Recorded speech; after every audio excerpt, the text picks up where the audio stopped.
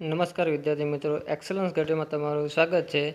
ધોરણ 12 science, arts, commerce ત્રણેયનું પરિણામ જાહેર થઈ ગયું છે. હવે આપણે જોઈએ કે કેટલા ટકા પરિણામ આવ્યું. તો છેલ્લા 10 વર્ષમાં 2014થી વાત કરીએ તો સૌથી વધારે રિઝલ્ટ આ વખતે આવ્યું છે 91.93%. બધી વિગતે આપણે માહિતી મેળવીએ. સૌથી પ્રથમ તો આપણે જોઈએ કે સામાન્ય પ્રવાહમાં કેટલા વિદ્યાર્થીઓએ એક્ઝામ આપી હતી અને એમાંથી કેટલા પાસ થયા, કેટલાના કયા ગ્રેડ મળ્યો. તો 3,76,191 વિદ્યાર્થીઓએ રજિસ્ટ્રેશન કરાયું હતું અને એમાંથી 3,74,705 વિદ્યાર્થીઓ પાસ થયા. જેમાંથી A1 ગ્રેડ મેળવનાર વિદ્યાર્થી 5,508, A2 ગ્રેડ મેળવનાર વિદ્યાર્થી 42,440, B1 ગ્રેડ મેળવનાર વિદ્યાર્થી 81,573. આમ સામાન્ય પ્રવાહ એટલે આર્ટ્સવાળાનું રિઝલ્ટ 91.92% આવ્યું છે. વ્યવસાયલક્ષી પ્રવાહની વાત કરીએ તેમાં 509 વિદ્યાર્થીએ રજિસ્ટ્રેશન કર્યું હતું અને 507 વિદ્યાર્થી એમાં પાસ થયા. જેમાં A1 મેળવનાર વિદ્યાર્થી 3, A2 ગ્રેડ મેળવનાર 44 વિદ્યાર્થી, B1 ગ્રેડ મેળવનાર 123, B2 ગ્રેડ મેળવનાર 124. આમ 89.35% વ્યવસાયલક્ષી પ્રવાહનું રિઝલ્ટ આવ્યું.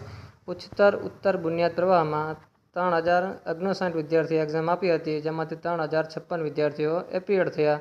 એમાં A1 ગ્રેડ મેળવનાર 11 વિદ્યાર્થી, A2 ગ્રેડ મેળવનાર 315, B1 ગ્રેડ મેળવનાર 848. આમ 93.85% ઉત્તર બુનિયાદ પ્રવાહનું રિઝલ્ટ આવ્યું. કુલ ટકાવારી જોઈએ તો 3,79,759 વિદ્યાર્થીએ એક્ઝામ આપી હતી, જેમાંથી 3,78,268 વિદ્યાર્થીઓ પાસ થયા. આ ત્રણનું ટોટલ કરીએ તો આર્ટ્સ કોમર્સનું બંનેનું થાય તો A1 ગ્રેડ મેળવનાર 5,522, A2 ગ્રેડ મેળવનાર 42,799, B1 ગ્રેડ મેળવનાર 82,544 અને B2 ગ્રેડ મેળવનાર 98,881 વિદ્યાર્થી છે. આમ ટોટલ આર્ટ્સ અને કોમર્સ બંનેનું ભેગું થઈને 91.93% રિઝલ્ટ આવ્યું. તે જ રીતે આ સંસ્કૃત માધ્યમનું છે.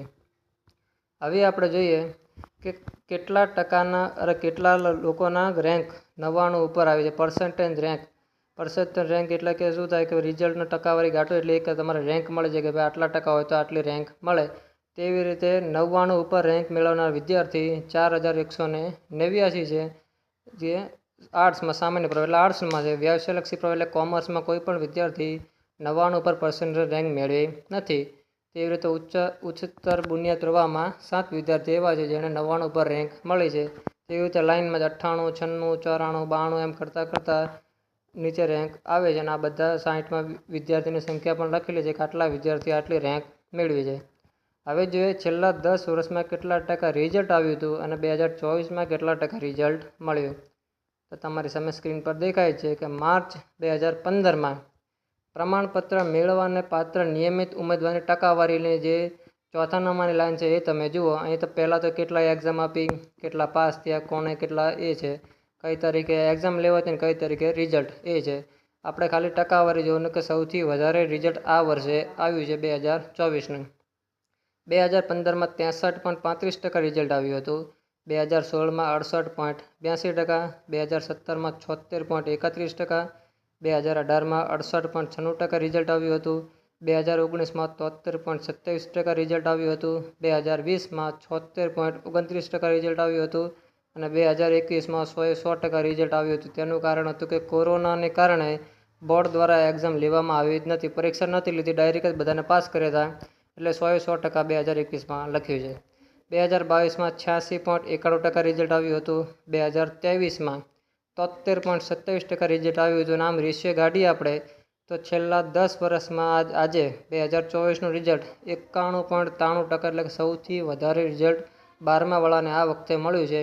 91.93% એટલે કે સૌથી વધારે છોકરાઓ 2024માં 12મા ધોરણમાં પાસ થયા છે. 12મા વાળાની પરીક્ષા 11/3થી 28/3માં હતી અને 9/5/2024 આજે એ લોકોનું રિઝલ્ટ આવી ગયું. તેથી આ વિડીયો દરેક તમારા 12મા ધોરણના વિદ્યાર્થીઓ સુધી પહોંચાડો. Thank you.